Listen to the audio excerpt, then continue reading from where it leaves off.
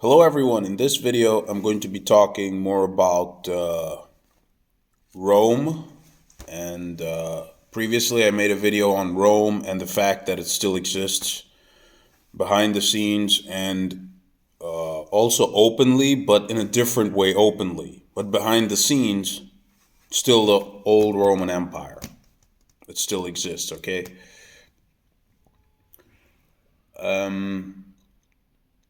So in this video I'm going to be talking about what is the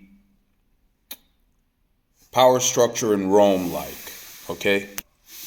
Okay, so essentially Rome, I'm not so sure how it was during the time of the Roman Empire because, Rome had undergone many changes. When it became the Roman Republic,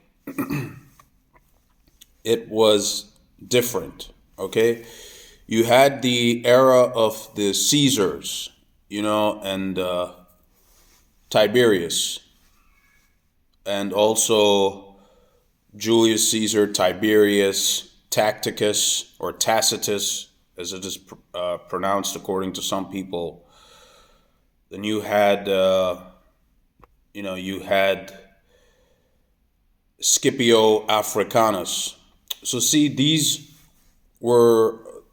era was the time when the Roman Empire was at its peak of power. This whole Caesarian era and all that stuff.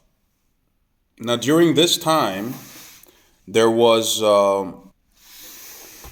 mostly the power was with the Roman military, with the military generals, commanders, officers, that kind of thing, naval commanders.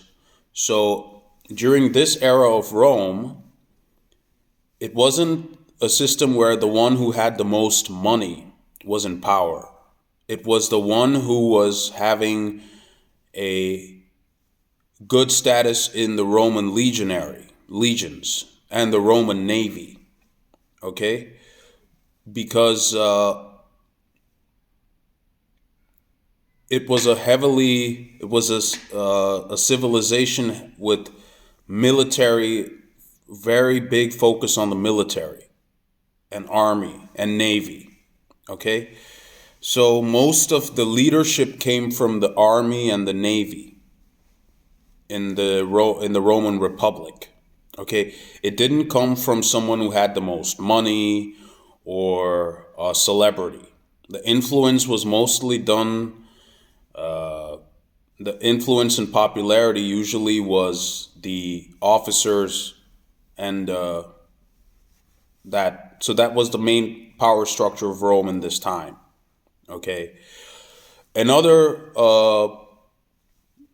type of people that used to have a very good prestigious status in Roman civilization, Roman society, were the gladiators and chariot racers.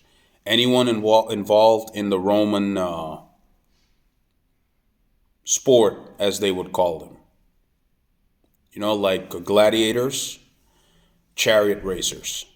So whoever made it as a professional gladiator, that was a good gladiator, a good fighting gladiator, in the amphitheater or the Colosseum, also had a chance to be in charge, have a position of power in Roman society, be a governor or be a provincial governor or a consul, chariot racers also, because these people, were worshipped in Rome. Military commanders that had fought dangerous wars and won. And these sports, gladiator combats, and chariot racing. Chariot racing was also very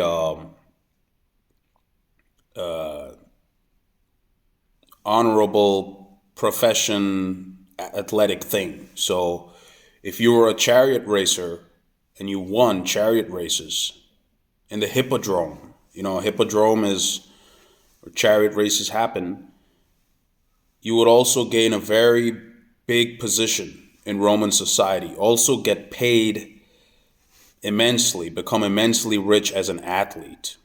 So, look, there were actors and actresses in Rome, like plays and everything. However, these people weren't as well paid as the athletes and the Roman commanders and all that kind of stuff.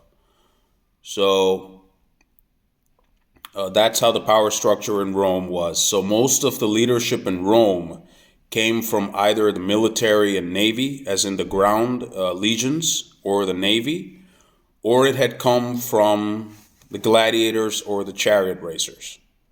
So the leaders would come from these things or institutions. I don't know what to call them, but these areas. Okay, so that was how Roman leadership was. It was based on these things. You had to be a good. You had to be a good experienced gladiator that won.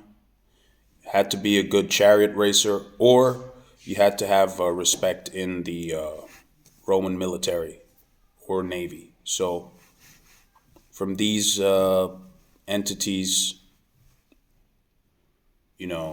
leadership had arisen. Religion, Rome wasn't such a religious society, okay? As in, yeah, there was, excuse me, there was Roman religion and all that stuff. There were priests. They also used to offer animal sacrifices and all that stuff. However, it was more of a side thing for the Romans. Like the priest had some influence and power in Rome, like the oracles and all that stuff. However, they didn't have as much power as, let's say, a military officer or somebody like a gladiator or a chariot racer. So that was the difference. Okay? So there wasn't much emphasis. It wasn't such a religious society in Rome. Yeah, there was spirituality and all that kind of stuff. However, it was more based on paganism. Like, there was a goddess for grains, there was a god for war, there was a goddess of love, there was a god for trading, there was a goddess of, like it was simplistic. There was a god of the ocean, Neptune. So they also used to worship natural things, a fire god, the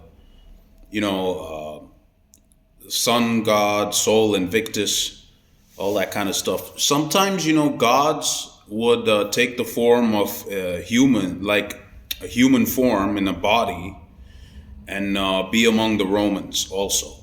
So they would also have this incarnation of God in the physical form in Rome, on earth. So that was also a Roman thing, that the gods would also come to visit in a form of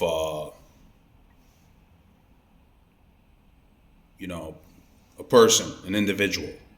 Okay, be it anyone, be it Sol Invictus, be it some moon goddess or the goddess of the grain field or Neptune or Mars or what have you. So it was the religion and spirituality was simplistic. It wasn't so complicated.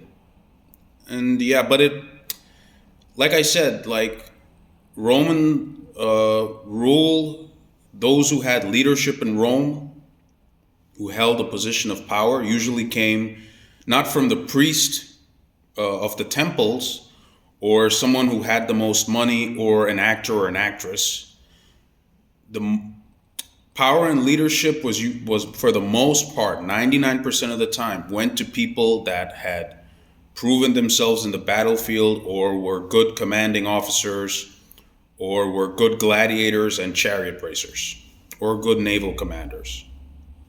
Okay, they were given first priority to become consul, proconsul, governor of a province, of a garrison, all around the Roman Republic. So yeah, that's just to let you know a bit about Rome's power structure and political stuff.